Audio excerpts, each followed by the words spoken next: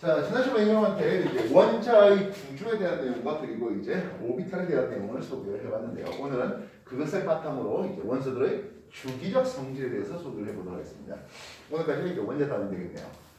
주기적 성질은 오늘 여러분한테 이제 뭐 마지막으로 테스트 삼아해 볼 내용이 하겠습니다만은 역시 각 학교 기출문제, 고박고박 한 문제씩은 실려 있는 내용들이 될 수 있겠습니다. 처음부터 화학이 주기율표가 만드셨을까요? 그러진 않겠죠. 화학적으로 비슷한 성질 가지는 원소들을 발견했습니다. 흔히 뭐 세쌍원소설이라는 이름을 쓰고 있습니다.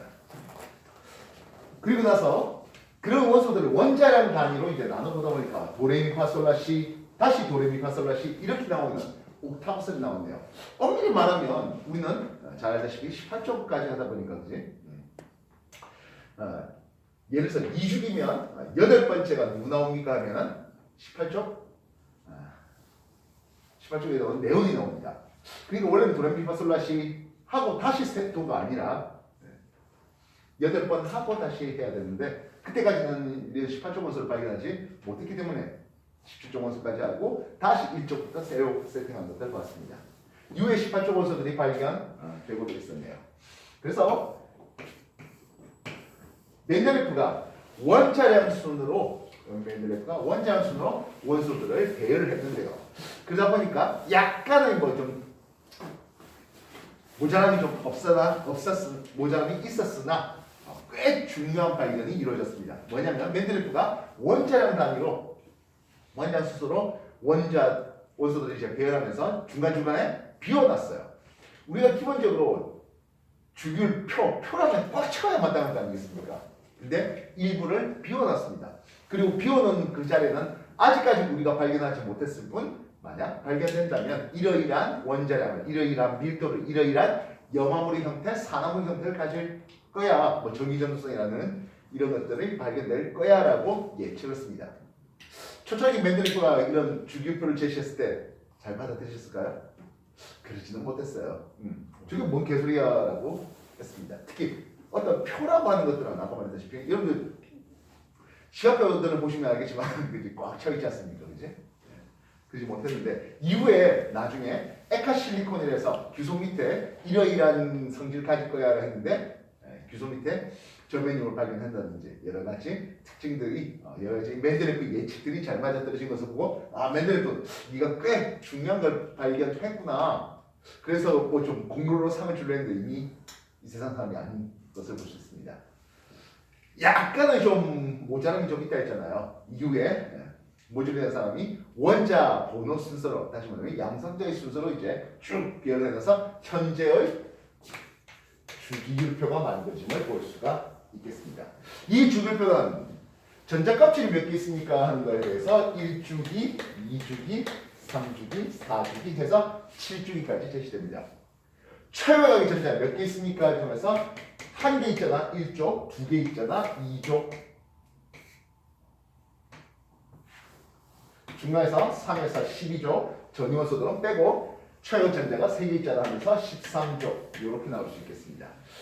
3에서 12족 원소는 우리가 뭐 별로 크게 관심이 없다 했죠. 물론 지난 시간에 여러분한테 원자번호 21번 스칸딘부터 시작해서 30번 아연까지 소개해 바가 있었는데요. 뭐 그 정도까지는 우리가 주기표 과거 학생들이라면 추가적으로 3에서 12족의 첫 주에 해당하는 4주기 원자번호 21번부터 그 정도쯤은 좀 기억해 주셨으면 좋겠습니다. 최외 전자, 원자핵 전자가 4개 있잖아. 14, 15, 16, 17. 맨 마지막에 최외 전자가 꽉 다 차 있잖아 하면서 원자가 전자를 0으로 삼는 것이 18쪽이 되겠네요. 일주기 원소는 원자번호 1번 수소와 2번 헬륨으로만 구성되겠습니다. 일주기 원소에 두 종류의 원소만 있었죠. 왜 그래요? 오비탈 배치를 볼 때 일주기 첫 번째 전자 껍질 K 껍질에는 1s 오비탈만 존재합니다. 그래서 그 1s 오비탈에 아웃스핀까지 하다 보니까 두 종류의 원소면 끝 하겠다고요. 그럼 이주기 원소는 이제 ES와 EP를 채우는 과정에서 3번 리튬, 4번 베릴륨, 5번 붕소, 6번 탄소, 7번 질소, 8번 산소, 9번 플로린, 10번 네온까지 가는 것을 볼 수가 있겠습니다. 그러면서 여러분한테 이제 오비탈의 개수가 몇 개야? 또는 오비탈이 들어있는 전자의 개수가 s 오비탈과 p 오비탈이 몇 개 되면 이런 것들에 대해서 각각 누군지 빠르게 매칭할 수 있어야 되겠다 했습니다. 이주기 원소에 대해서 여러분한테 질문을 줍시다. s 오비탈에 있는 전자의 개수 대비 p 오비탈의 전자의 개수가 1을 가진대. 누굴까? s 오비탈에 있는 전자와 p 오비탈의 전자의 비율이 1을 가진대. 누굴까? 워낙 많이 나왔던 놈이잖아.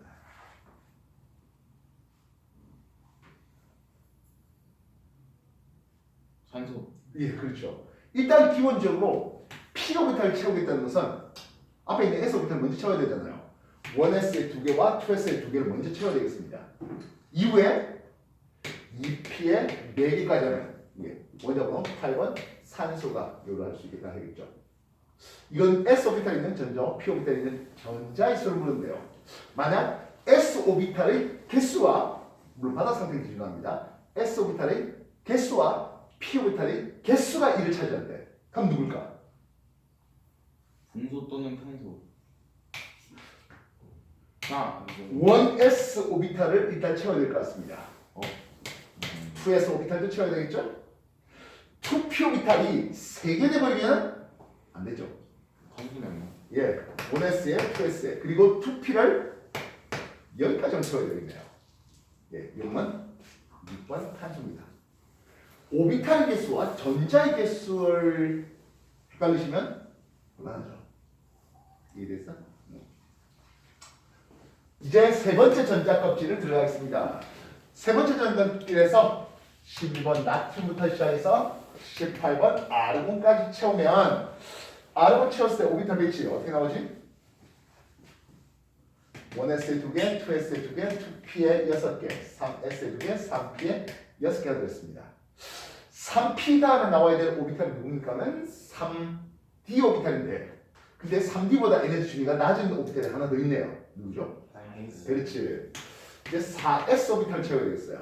4s 오비탈의 준위가 3d보다 좀 낮아요. 그래서 바닥 상태에서 4s를 먼저 채워 들어가니까 19번 칼륨과 20번 칼슘이 채워지고 그 이후에 21번 스칸디부터 시작하는 게 3d 오비탈을 채우기 시작하겠다 했습니다.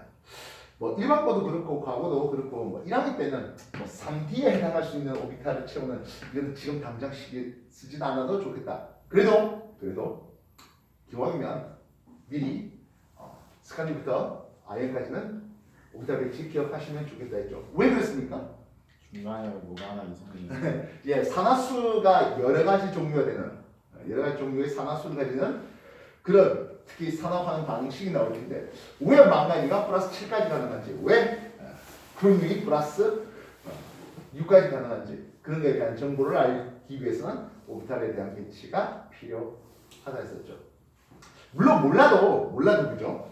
CR4 2마이스 크론산이면 이게 플러스 6의 산화수를 가진다는 건 뭐나 공부가 이미 됐겠습니다만 그죠? 왜는 필요 없고 플러스 6의 산화수를 가진다. 이 정도까지 하는 것들은 크게 문제가 되지는 않을 것 같습니다. 이해됐습니까? 예.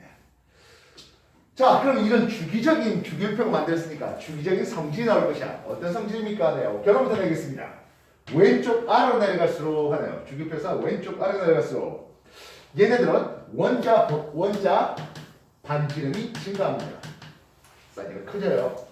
원자 핵에 대해서 전자가 좀 잘 당길 능력이 없어요. 그래서 쉽게 전자를 띄워줘요. 애들이 조금만 집어넣어도 쉽게 전자가 이루어져요. 즉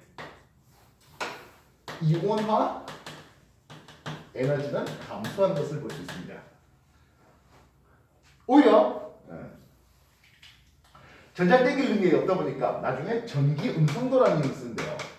전기 음성도도 감소합니다. 그러다 보니까 쉽게 전자를 잃어서 양을 되는 성질을 잘 가지고 있어요. 자기가 전자를 잃는데 자기가 스스로 산화된대라고 얘기할 수 있죠.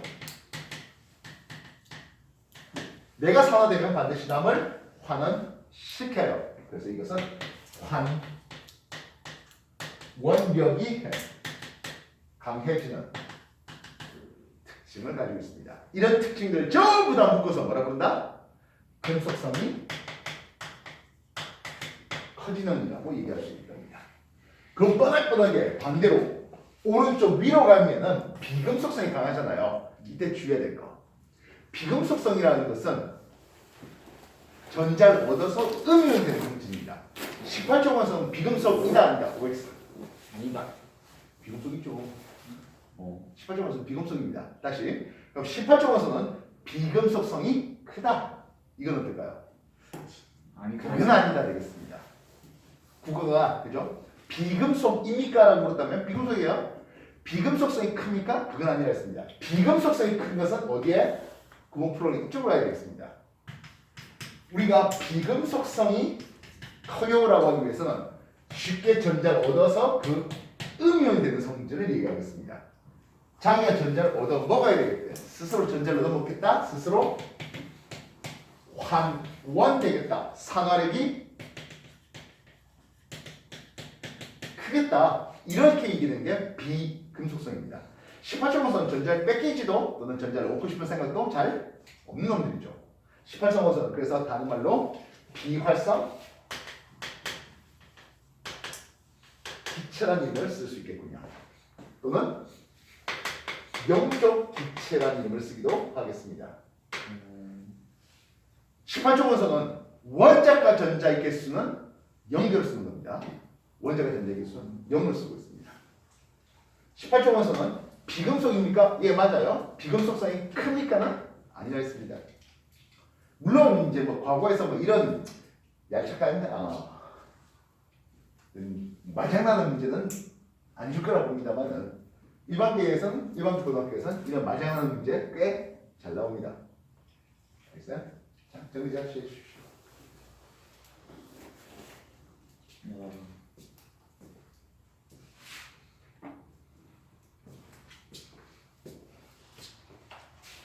비금속과 비금속성 다른 말이죠.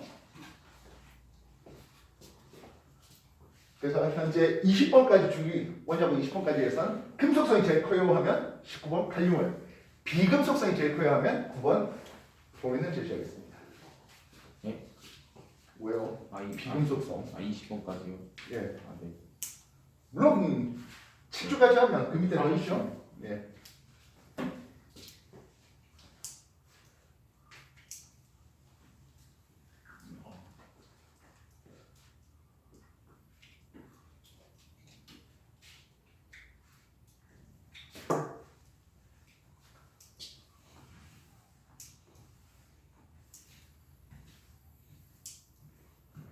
자, 그래서 우리가 원소의 주기적 성질하면서 첫 번째 뭐다? 원자 반지름을 생각해 볼 사야 하겠습니다. 원자 반지름을 정의를 내려야 될 것 같아요. 원자 반지름을 정의를 낼 때 우리는 금속과 비금속에 대해서 다른 조건을 줍니다. 기준을 줍니다. 금속의 원자 반지름을 내는 조건 어떻습니까? 하면 고체 상태가 되었을 때 금속 핵강 거리의 절반, 예, 이것을 우리는 금속의 원자 반지름으로 삼고 있습니다.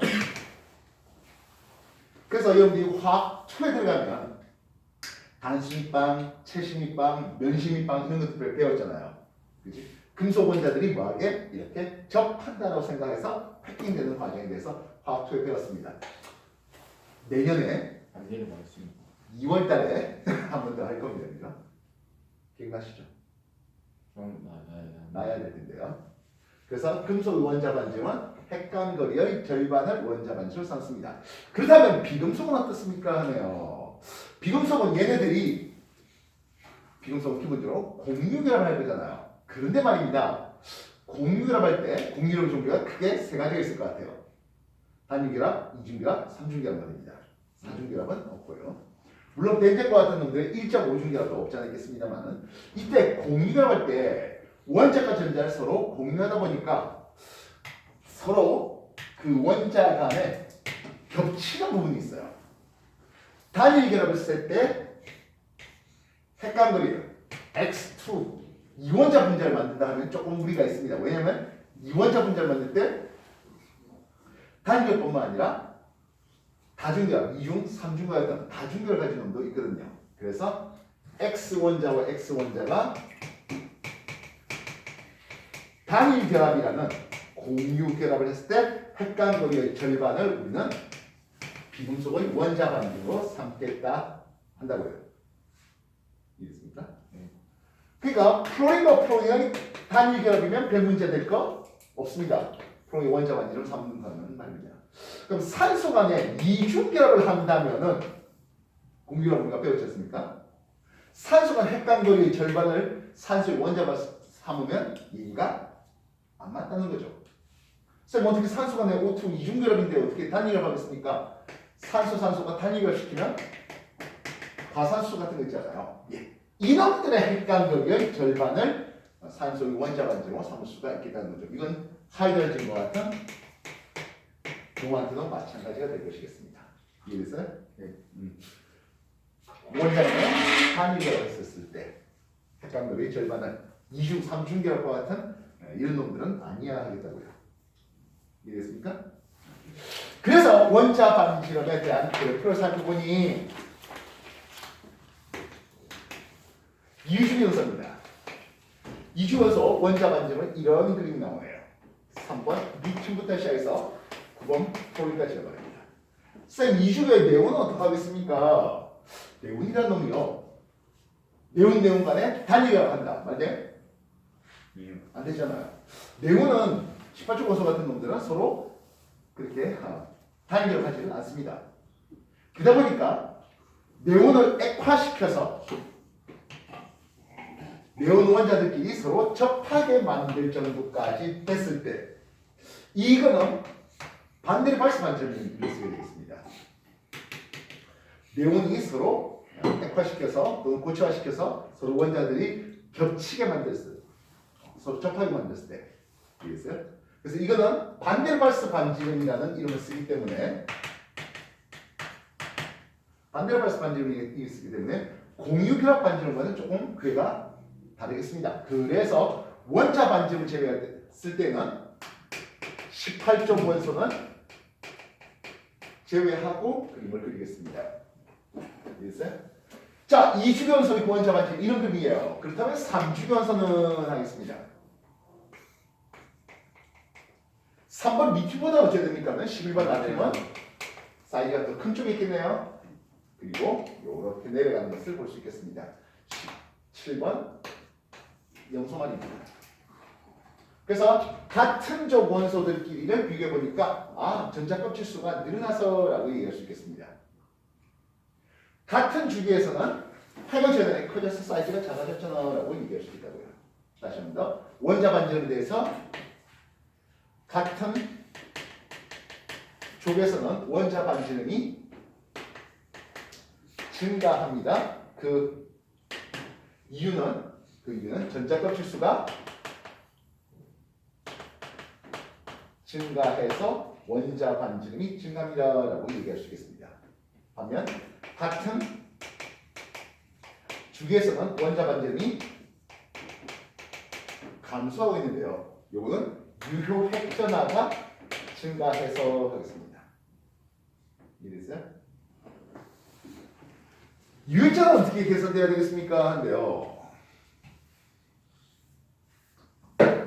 일단 기본적으로 이주기 원소에서 Z 핵의 전하량을 한번 따져봅시다. 핵의 전하량은 원자로 3번 리튬부터 시작하겠습니다. 뭐 대놓고 플러스 3이겠죠? 네. 주류를 올라가겠네요. 9번 포기까지 플러스 9가 되겠습니다. 됐습니까? 플러스 3의 핵전을 가지고 있는 놈한테 리튬은 얘는 n = 1껍질의 전자가 2개 있고 n = 2껍질의 전자가 하나 있는 요런 꼬라지입니다. 최외곽 전자가 느끼는 유효 핵전하는 이라는 질문입니다. 얘가 플러스 3의 핵을 그대로 느끼겠습니까? 하면 앞에 있는 이 전자들끼리 뭐하지? 가로막잖아요. 가로막. 그래서 그런 가로막기 효과라든지 뭐 경우에 따라서 침투 효과라든지 이런 것 때문에 플러스함을 제대로 느끼지는 못하겠다 하는 게 유효전화가 되겠습니다. 그래서 유효 핵전화량하는 이름을 소개했네요. 근데 이 핵전화는 어차피 커지면 유효전화도 자연스럽게 따라 커져요. 이해됐습니까? 그래서 핵전화는 증가한다 또는 유효전화는 증가한다 같은 궤로 소개할 수가 있겠습니다. 그렇다면 핵전화와 유효전화의 차이는 하겠습니다. 차이는 커집니다. 차이는 커집니다. 이랬어요? 핵전화와 유효전화의 차이는 3번 미팅보다 9번 프로미 쪽이 더 큽니다. 알겠어요? 둘 다 이렇게 증가하지만은 차이는 커집니다. 원장님 이해했습니까? 정리해 주십시오.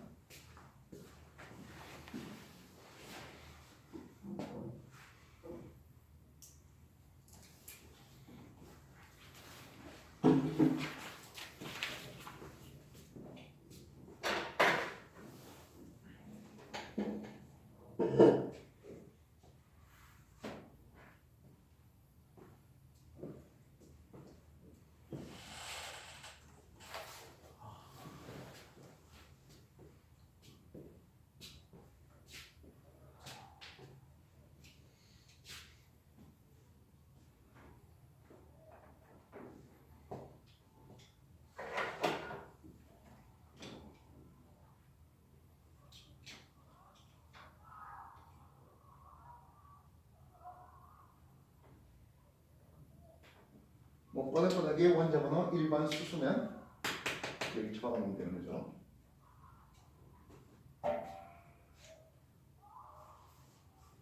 혹시 여러분들 수소의 원자 반지는 어느 정도 되는지 기억하고 있나요? 1. 1 뭔데?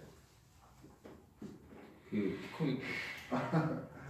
우리가 수소가 026테라바이트 했을 때 이거 3단에 나온 내용이잖아요.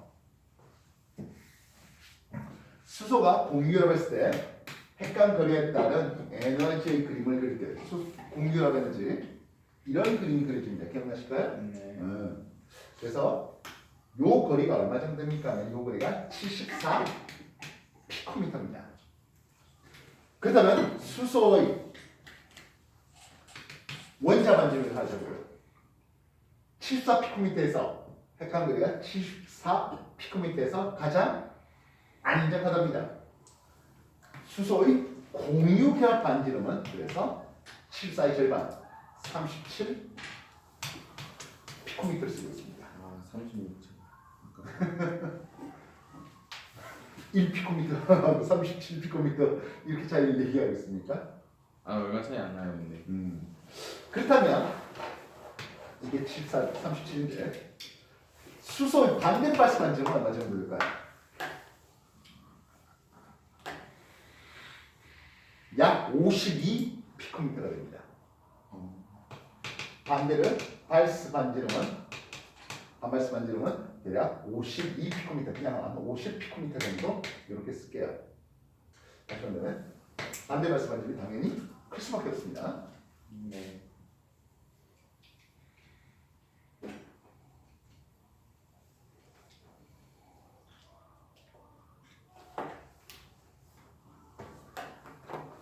피코가 얼마야? 피코라는 것은 10의 마이너스 12cm라고 있습니다. 10의 마이너스 9승이랑 그 다음에 피코 10의 마이너스 12승 알겠습니까? 네.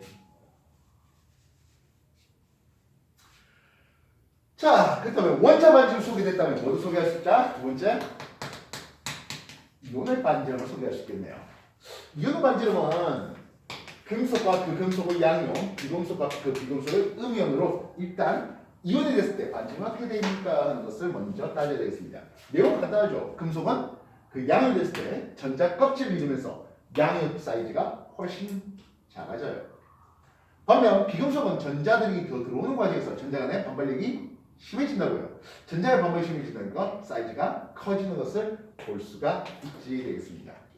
요거는 전자 껍질 수 차이 때문에 얘는 전자 간의 반발력 차이기 때문에 이렇게 소개될 수 있겠습니다.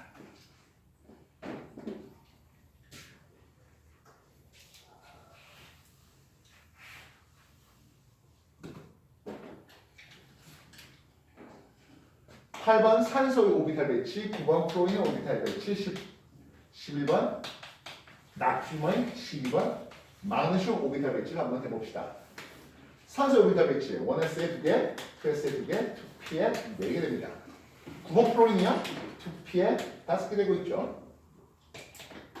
11번 나트륨은 2p에 6까지 채운 뒤에 3s에 1개를, 12번 마그네슘은 2p에 6를 채운 뒤에 3s에 2개가 되고 있는 오비탈 배치를 가지고 있습니다. 근데 얘네들이가 산소의 2 마이너, 프로의 1 마이너, 나트륨 1 프라, 마그네슘 플러스가 되는데요. 산소 2 마이너스에 있는 것은 전자 2개를 얻어갔다는 얘기가 됩니다. 2p에 6로 바뀌겠습니다. 9번 프로의 1 마이너스요. 역시 전자 1개를 더 얻어가는 과정에서 2p에 6가 됩니다. 나트륨 1 프라, 마그네슘 2 프로는 각각 최고 전자, 원자가 전자 1개, 2개를 날리죠. 그러다 보니까 원자들의 오비탈 배치는 분명히 달랐습니다만 안정화 이온됐을 때 이 배치는 10번 매운과 같은 전자 배치를 가지게 됩니다. 이런 전자 배치를 가지는 이온들의 세트를 뭐라 부른다? 등전자 이온이죠. 이온의 개수와 같은 등전자 이온 세트가 나옵니다. 2주기 비금속과 3주기 금속 사이에서 등전자 이온 세트가 나옵니다. 당연히 전자 배치 같으니까 전자 껍질수라든지 뭐 전자가 반발이 이런 것들이 고려돼도 다 똑같습니다. 반면 핵의 전화 또는 유핵 전화를 보니까 점점점 더 커지네요.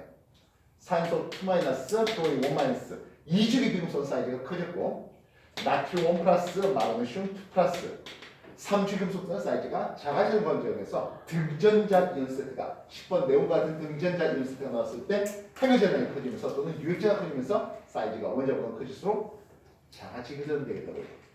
이거 굉장히 중요하게 3단은 이온결이 일어났을 때, 만약 전환에 갔다면 누가 이온 사이즈가 더 큰지 작은지를 통해서 이온 간의 핵간 결합력, 결국에 이온 결합 물질의 녹는점에 대한 정보를 얻어낼 수 있는 거죠. 이거는 3주기 비금속과 4주기 금속 사이에도 똑같은 얘기를 해줄 수가 있을 것이겠습니다. 황이 2 마이너스, CL의 염소의 1 마이너스, 칼륨 1 플러스, 칼슘 2 플러스, 4주기 금속사, 3주기 비금속과 4주기 금속 사이에도 동일하겠죠. 물론 수소의 1 마이너스와 리튬의 1 플러스 이런 놈들도 동일하게 할 수 있겠습니다. 수소의 1 마이너스와 리튬의 1 플러스, 수소가 쓰면 어떻게 1 마이너스가 될 수 있겠습니까? 하는데 수소가 금속과 결합한다 했으면은 수소 때 마이너스 1의 산화수를 마치 수소가 전자 한 개 얻어 먹게 수소의 1 마이너스를 제시할 수도 있겠다고요. 실상 이것도 역시 등전자 배치가 되겠죠. 특히 우리가 이중에 보면 맨날 비금속 이온들만 따지는데 이중이 금속에 해당하는 리튬, 경우에 따라서 벨륨, 투풀도가 나갈 수 있겠죠. 벨륨이라는 금속을 혹시 어디다 쓰는지 아십니까? 아니요. 쓸 데가 있나요? 벨륨은 솔직히 뭐 볼 일은 잘 없죠. 초창기 임플란트 할 때 벨륨 많이 썼습니다. 자, 지금까지 한 거 정리해 주십시오. 원자 반지름과 이온 반지름 그리고 등전자 이온까지를 소개해봤습니다. 조금 이따가 이온화 에너지를 소개하도록 할게요. 벨륨이 되게 딱딱하지가 않을 텐데. 일단 나름 고가 임플란트의 벨륨을 썼습니다. 다시 한번 요즘에는 임플란트가 굉장히 싸네요. 광고 같은 거 보면 38만 원에 임플란트 해주겠다는 광고들도 나오더라고요. 그럼 옛날에는요? 돈천 넘었어요. 뭐지? 왜 천만 안 되고 고기 안 뜯을래요?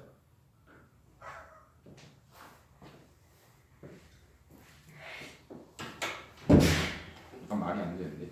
왜요? 그 시절에 1,000만 원이면 뭐 그래봐야 한 20년 정도 됐나? 15년 됐나? 그때 1,000만 원이면 지금 1,500만 원 아니에요? 뭐가 됐든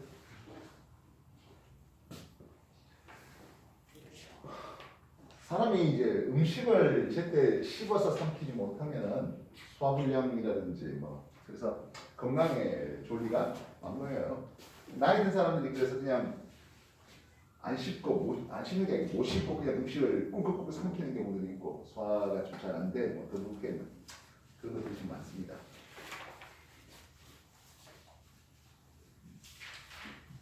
특히 이제 어금니 파트 앞니밖에 없어갖고 어금니가 없는 사람들 제대로 뭐 음식 못 집어먹죠. 불쌍하다.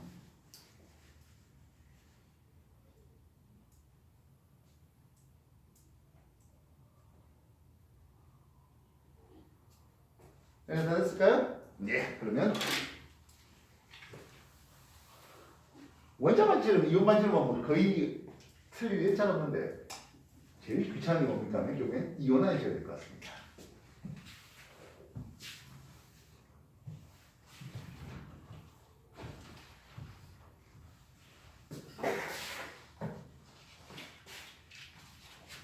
세 번째, 이온화 에너지를 제시하겠네요. 이온화질은 기체 상태의 원자 1몰에서 분자입니다. 원자입니다.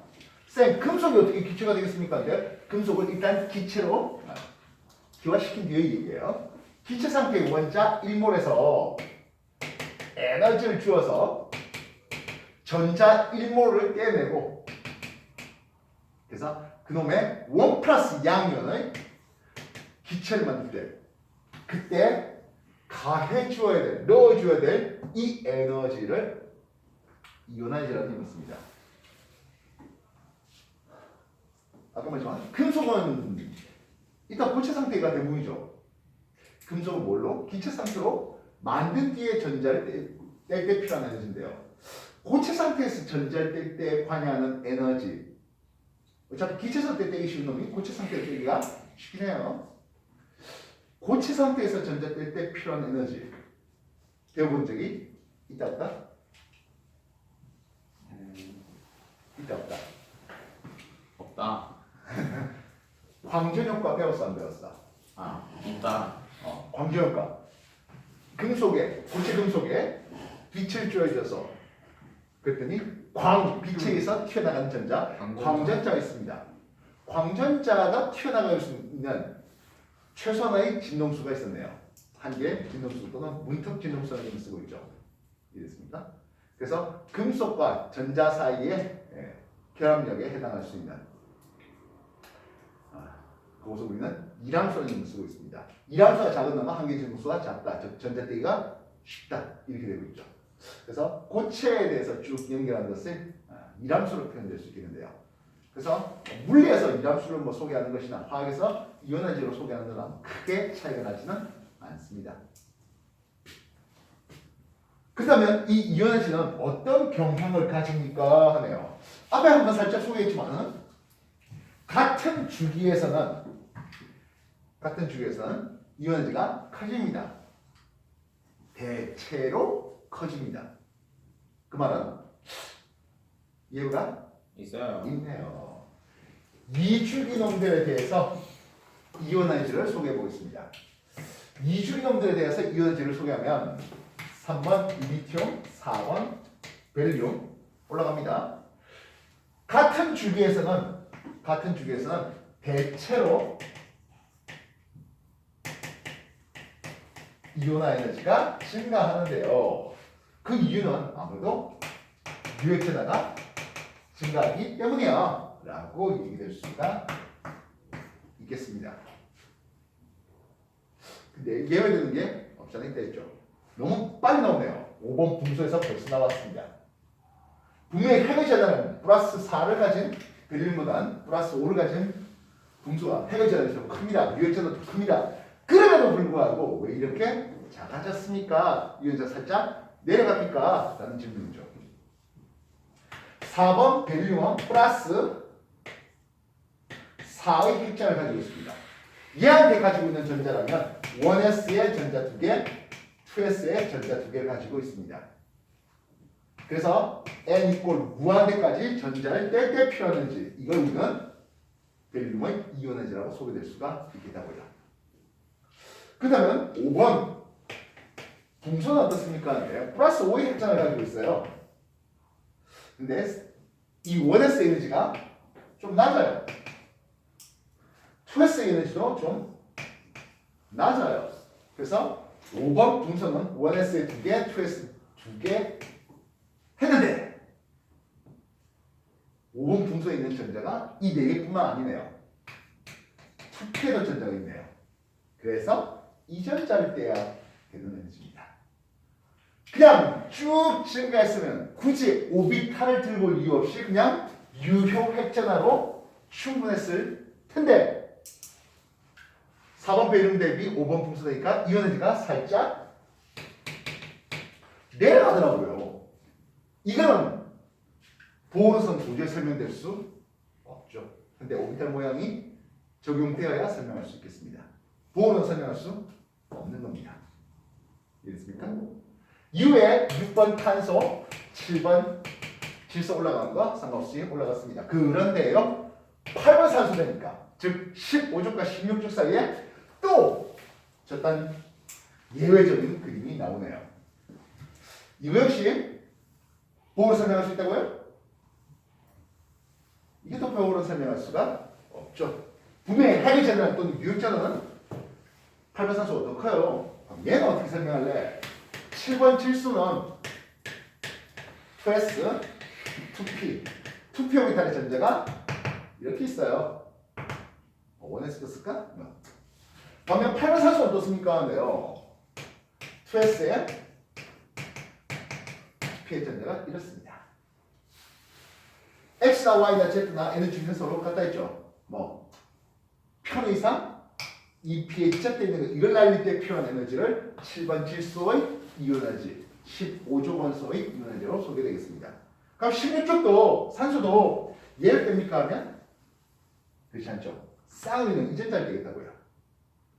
그래서 15족 대 16족에서는 전자 쌍간에 홀로 있는 전자를 떼는 게 아니라 쌍으로 있는 전자 쌍간의 반발력 때문에 조금 더 작은 에너지만 줘도 뗄 수 있거든. 이렇게 소개될 수 있겠습니다. 역시 마찬가지. 그냥 쭉 증가했으면 굳이 일단 오비탈 얘기를 들고 올 이유가 없었다고요. 2족 대 13족에서는 S와 P 오비탈의 에너지 균이 차이를 설명하겠고 15족과 16족에서 예외되는 데에서는 전자 쌍간의 반발력 홀로 있는 전자를 뗄래 쌍으로 있는 전자를 뗄래 여기에서 얘들 차이로 소개되겠습니다. 이후에 9번 플로린 10번 네온까지 그렇게 해서 이주기 원소의 이온 에너지를 제시할 수 있어야 되겠습니다. 이 그림은 자유자재로 여러분들이 빠르게 그려낼 수 있어야 되겠다고요. 머릿속으로 생각해서 문제 푸는 거 아니라고요. 일단 먼저 그림을 그리세요. 그래봐야 뭐 몇 개 있겠습니까? 20개 전부 다 그릴 이유는 없어요. 제가 이런 것만 먼저 정리해 주십시오.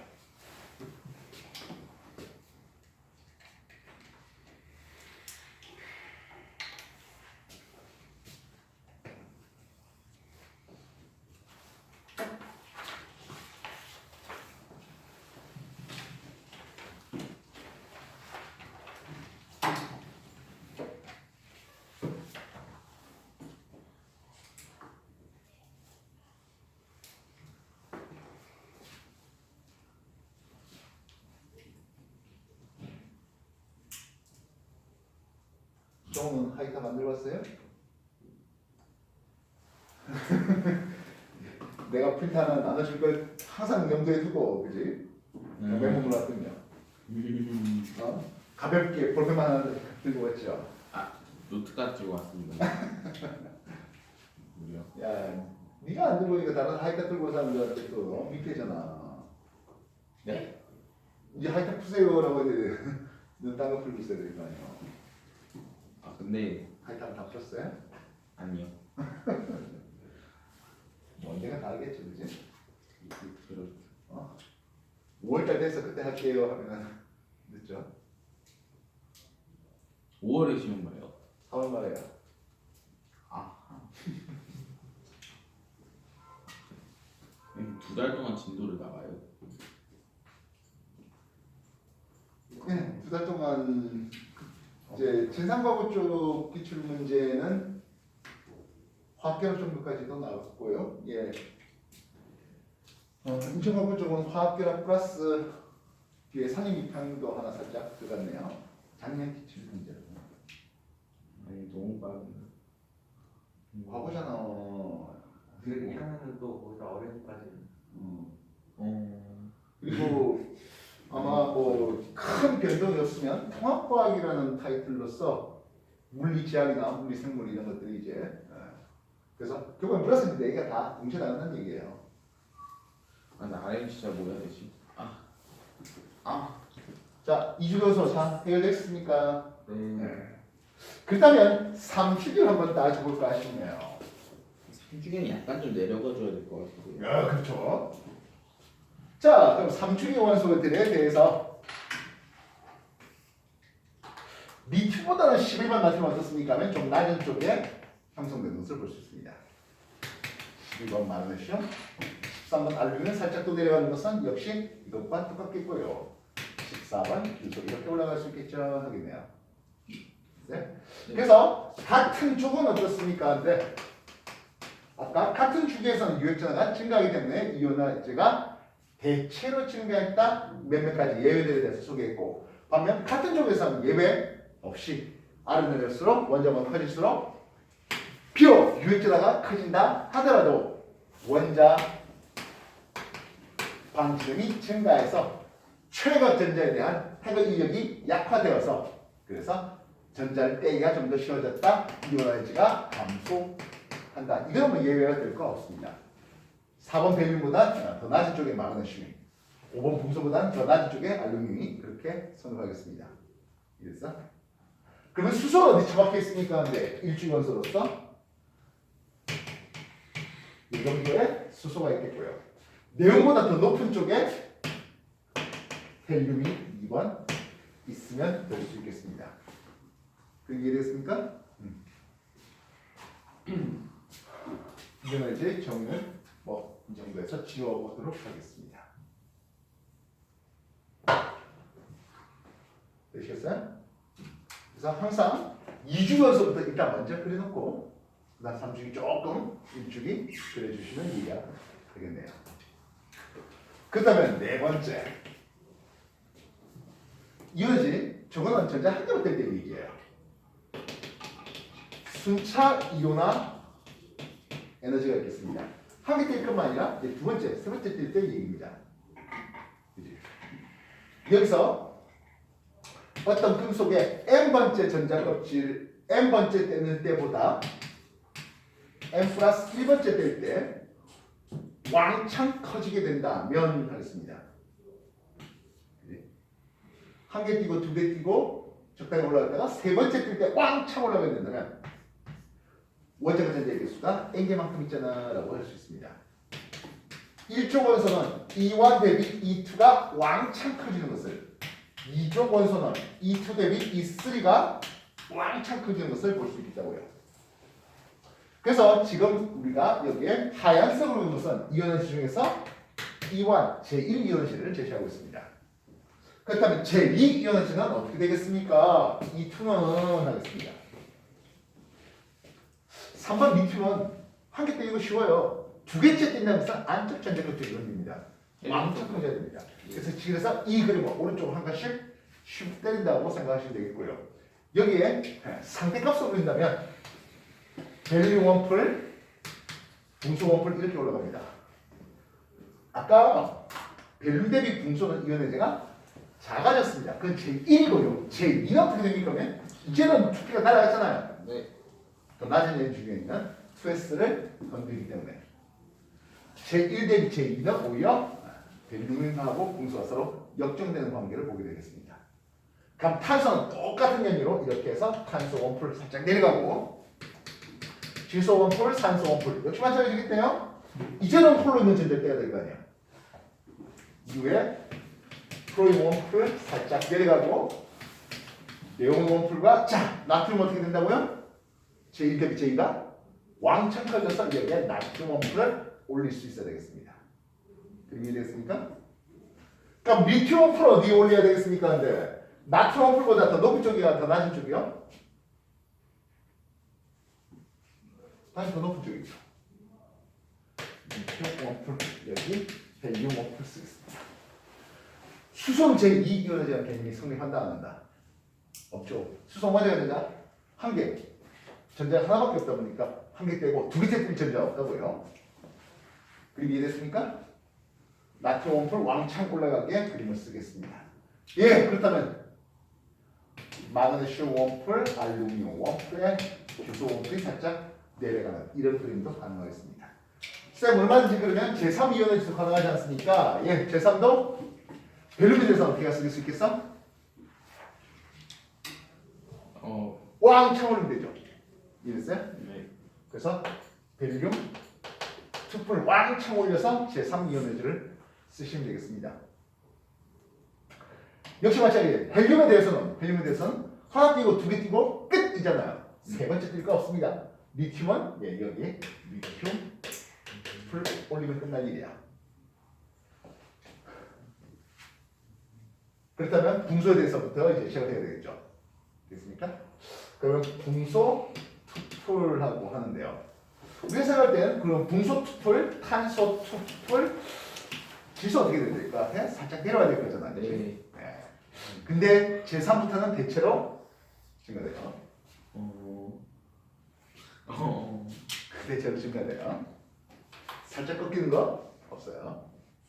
그러니까 제3은